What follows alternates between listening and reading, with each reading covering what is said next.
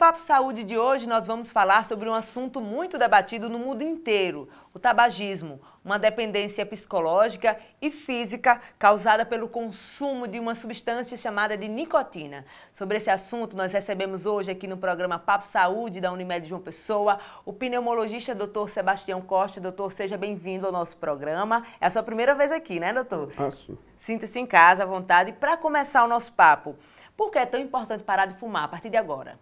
Parar de fumar é ter mais saúde, né? A fumaça de cigarro tem 4.720 substâncias, né? A maioria de alto poder nocivo em todos os tecidos do corpo humano. São 60 cancerígenas, né? A fumaça de cigarro provoca 56 doenças diferentes, né? Mas tem 3 que são as mais frequentes, as mais graves e a que mais mata fumante, que é enfisema, que é o infarto do miocárdio e que é o câncer de pulmão, que é a mais grave delas, que mais mata fumantes. Então, quando uma pessoa para de fumar, é como se ela estivesse utilizando uma vacina muito eficaz para evitar 56 doenças. Mas não se fala só de mortalidade, não. A gente fala de qualidade de vida.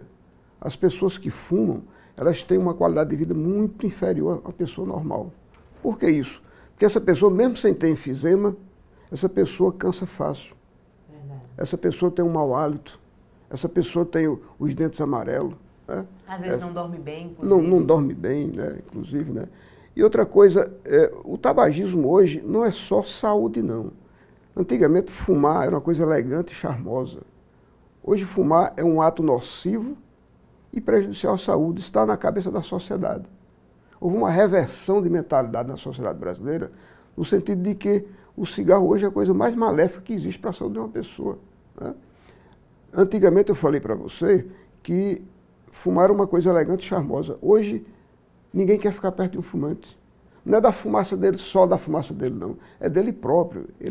O próprio fumante tem um odor que a gente não gosta de estar perto. A gente sai de perto, as pessoas saem de perto do fumante, né? E tem a pressão social, tem a pressão familiar. E outra coisa, hoje, antigamente, só parava de fumar quem tinha a própria força de vontade. Hoje, todo e qualquer fumante tem plena condição de parar de fumar, porque existe muito recurso para isso, né? Você começou falando aí que fumar é uma dependência física e psicológica, né? Existe no serviço público a abordagem cognitivo-comportamental que neutraliza a dependência psicossocial. Existem vários produtos nas farmácias e no serviço público de graça para as pessoas não sentirem mais vontade de fumar utilizando esses produtos. Então, parar de fumar é só querer. Doutor, aproveitando que o senhor falou desses produtos que se tem hoje em dia, por que é tão difícil parar de fumar? As pessoas sentem tanta dificuldade, muitas vezes até param por um tempo e voltam. Quais são as alternativas que existem hoje em dia para isso? Tá, primeiro dizer para vocês que a nicotina é uma droga psicotrópica, né? Está inserida dentro do grupo da cocaína. Veja a capacidade e a potência que tem a nicotina de produzir dependência. Mais do que a maconha, mais do que o álcool, né? Então, uma pessoa que está dependente da nicotina precisa ter essa consciência. Mas também precisa ter consciência que ela pode ser rompida. É só você tomar uma decisão, né? E procurar uma ajuda. Pode ser um consultório de um pneumologista, né? Mas pode ser o serviço público. Eu vou repetir.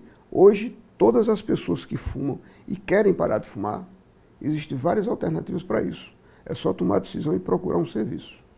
Doutor, em quanto tempo as pessoas que decidiram parar de fumar, já conseguem sentir os benefícios?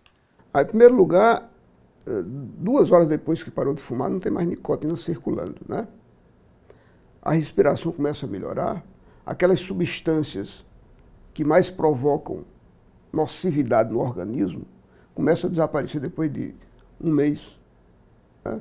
As pessoas passam a respirar melhor depois de 1 semana sem fumar. O exercício físico que estava difícil começa a ficar melhor a respiração dele e ele se sente fisicamente melhor.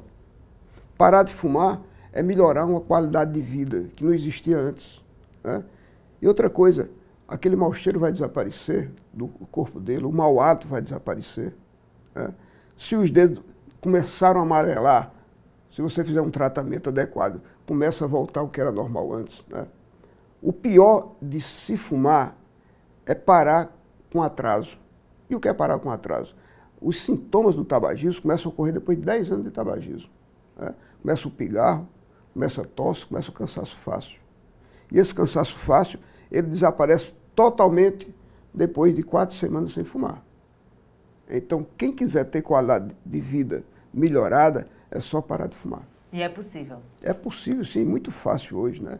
Antigamente era muito difícil. Vou repetir, só parar de fumar quem tinha a própria força de vontade. Hoje, toda pessoa que tenha só a vontade, sem ter a força de vontade, pode parar de fumar. É só procurar um serviço adequado. Inclusive, as pessoas que fumavam antigamente, eu escuto muitos relatos de pessoas que começaram a fumar com 11, 12 anos de idade e às vezes chegam aos 50 anos, decidem parar de fumar e conseguem ter esse apoio de um médico, de uma pessoa da área de saúde orientando. Pode ser essencial, não só a questão de querer também, mas assim, de ter uma pessoa que aponte o caminho correto para tentar se desprender desse vício. Você falou uma coisa interessante que a gente não pode deixar de conversar sobre isso aqui. Enquanto hoje o fumante adulto está parando de fumar. Em 1987, 90, 34% da população brasileira fumavam. Hoje apenas 10,2% fumam. E por que é que persiste esse percentual? Por um fator muito interessante e preocupante. É que de cada 10 novos fumantes, 9 estão na faixa etária de 12 a 18 anos de idade. Os programas de combate ao fumo foram muito competentes no sentido de fazer essa reversão de mentalidade na sociedade. Mas, lamentavelmente, lastimavelmente, não chegou na cabeça dos jovens. Os jovens não têm a consciência de que fumar é tão prejudicial quanto tem um adulto. Eu acho que agora, daqui para frente, a gente precisa redirecionar as prioridades dos programas de combate ao tabagismo, para que os jovens passem a ter a mesma consciência do adulto em relação a parar de fumar. Verdade. Doutor Sebastião, aproveitando esse gancho que o senhor trouxe dados para a gente, falando do consumo do tabaco entre os jovens, pesquisas realizadas aqui no país mostram que o tabaco ocupa o segundo lugar no ranking de drogas usadas aqui no país entre os jovens. Qual o alerta para o público em relação a isso? Quanto mais cedo começar, mais difícil deixar? Ou não existe isso? Claro. Não, primeiro, a responsabilidade dos pais, né? Os pais não podem dar um mau exemplo de estar fumando dentro de casa. Isso estimula o próprio filho a fumar.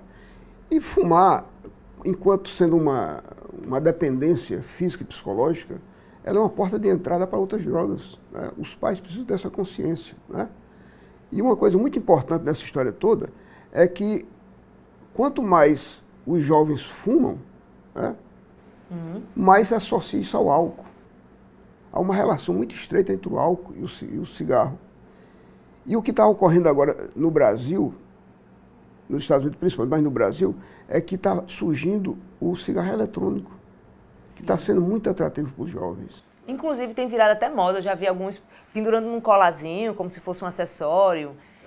E outra coisa importante em todo esse contexto é que a indústria tabageira, vendo os seus lucros reduzirem de uma maneira gradativa e consistente, está começando a investir no cigarro eletrônico, né? Nos Estados Unidos virou epidemia entre os jovens, né? Com a tendência de ficar como se fosse um hábito normal e natural entre os adultos também. Os adultos que pararam de fumar começaram agora a usar o cigarro eletrônico. E por causa disso, porque eles estão investindo 12 bilhões de dólares em publicidade para poder botar na cabeça do mundo de que o cigarro eletrônico não só não faz mal à saúde, como ajuda a pessoa a parar de fumar. Isso é um absurdo, isso é uma violência. Isso. Quais são os malefícios do cigarro eletrônico? Porque no Brasil ele não é vendido, mas também não é proibido o seu uso. Quais são os malefícios que um cigarro eletrônico pode trazer? Primeiro, o cigarro eletrônico tem nicotina. A nicotina provoca AVC, provoca pressão arterial alta e provoca muito infarto, né? O cigarro comum, convencional, por exemplo, de cada 10 infartos, 2 é em fumante. A nicotina é quem faz isso, né? E outra coisa, não existe essa história de você parar de fumar fumando cigarro eletrônico. Como é que você vai parar de fumar se lá tem a nicotina, que é uma droga psicotrópica? E o hábito continua, já que existe a dependência psicológica. Exatamente. Existe o que a gente chama de... Uma pessoa que fuma ao longo de 10 anos, 20 cigarros por dia, ele praticou esse hábito 490 mil vezes. Isso produz um condicionamento que está inserido dentro da prática do tabagismo, né? E o cigarro eletrônico tem esse hábito também, né?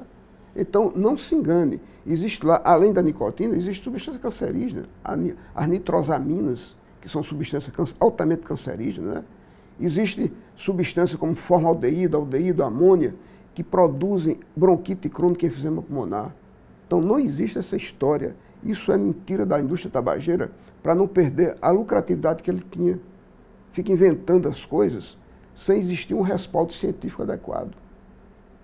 Doutor Sebastião, algumas pessoas que pararam de fumar relatam algumas dificuldades após esse término em relação ao fumo, como, por exemplo, o ganho de peso. Isso é real? Isso realmente acontece? Isso é mais em relação às mulheres do que aos homens ou não existe distinção? Não existe isso. Por quê? E por que isso? Porque a nicotina e suas companheiras, elas são altamente nocivas ao organismo, né? Elas produzem o aumento do metabolismo, né? Que faz as pessoas não ganharem peso, mas elas também inibem um hormônio chamado leptina, né? Que faz com que a pessoa perca o apetite. Né? Mas o que é que acontece? Quando a pessoa para de fumar, esse ganho de peso não dura mais do que 2 meses. Daqui a pouco se estabiliza. É só as pessoas que querem parar de fumar, né? Vai para um médico, para um serviço adequado e competente, que vai redirecionar a sua dieta e essa pessoa para de perder peso. E outra coisa, você associa isso a uma atividade física. O fumante, de uma maneira bem geral, ele é bem sedentário, né? Ele se adapta àquela situação. Isso faz ele ganhar mais peso. Então, uma pessoa que parou de fumar, faz uma reorientação dietética, aliado a isso faz também um exercício, uma caminhada, isso vai fazer com que ele não ganhe peso. É lógico isso. Mas você tira de seu organismo, quando para de fumar, 4.720 substâncias, altamente nocivas a todo o organismo e a todos os órgãos e tecidos do corpo humano. Verdade. Doutor Sebastião Costa, o senhor que é uma referência na área, ajudou diversas pessoas a se livrarem desse vício. Qual seria a sugestão, qual seria a orientação, a mensagem que o senhor passa para o público que está nos assistindo agora, principalmente para aquelas pessoas que ainda não conseguiram se livrar desse vício, que é o do tabaco? A maioria absoluta do fumante, a nicotina exerce uma força tão grande neles que eles não se acham capazes de parar de fumar. Mas eu quero dizer para vocês que todo e qualquer fumante tem plena condições de parar de fumar. É só preciso ter a vontade e tomar uma decisão. Se não conseguir sozinha, procure um serviço adequado e competente, o consultório de um profissional que entenda do assunto, que vai fazer você parar de fumar sim. É só querer. Maravilha, doutor. Seja muito bem-vindo ao nosso programa mais uma vez. Volte sempre. E eu quero agradecer mais uma vez por essa porta, né, de estar entrando em diálogo com o público que nos acompanha e, quem sabe, ajudar outras pessoas que podem estar nos assistindo, né, e acharem um caminho para se livrar desse vício. Obrigada, seja sempre bem-vindo. Obrigado. E o Papo Saúde de agosto chegou ao fim. Quer sugerir um tema para o próximo mês? Comente aqui no nosso post e até a próxima.